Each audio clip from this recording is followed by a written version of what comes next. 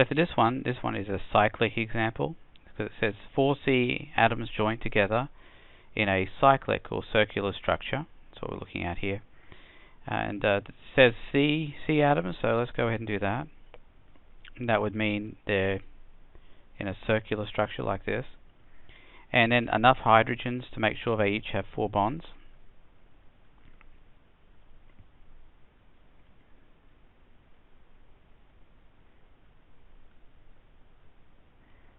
And then it's plus 2 oxygen atoms but double bonded together. And then that gives CO2 and H2O. Of course that's not balanced.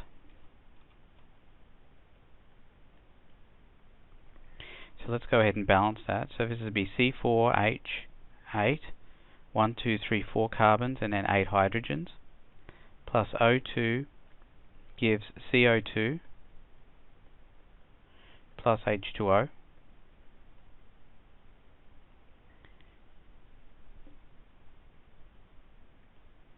And let me just write those out as regular compounds rather than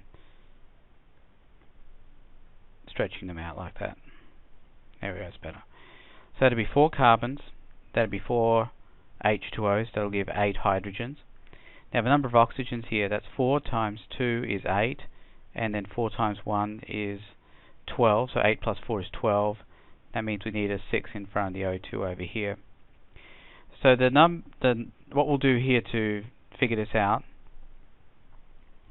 we've got over here in the cyclic C4H8 that I've got here, if we count up all the carbon bonds, we'll see that there's 1, 2, 3, 4, so that's a 4 by CC,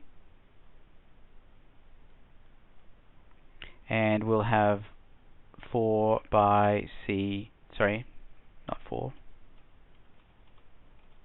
8 by CH bonds there. So that's for each C4H8, which is only one of these. So let's go ahead and do the formula for this. So it'll be the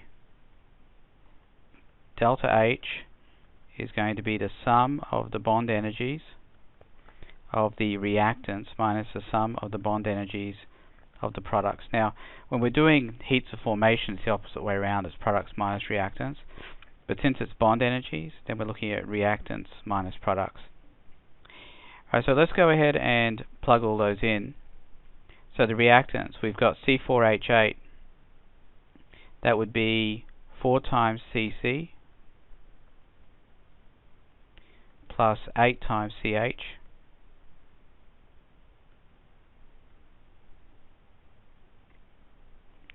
And over here, we've got 6 times O2, so that's going to be 6 oxygen double bonds here. And from that we will subtract, on this side we've got 4 CO2s. Now you'll notice that each of these contains 2 by C double bond O. So there's going to be 8 C double bond O's over here. And we've also got 2 OHs, OH single bonds in each water, so that's going to be a total of 8 by OH bonds there. So now we can go ahead and plug all that in. So it's going to be 4 times CC single bond, that's going to be a 347, plus 8 times the CH, which is 414, plus 6 times 498,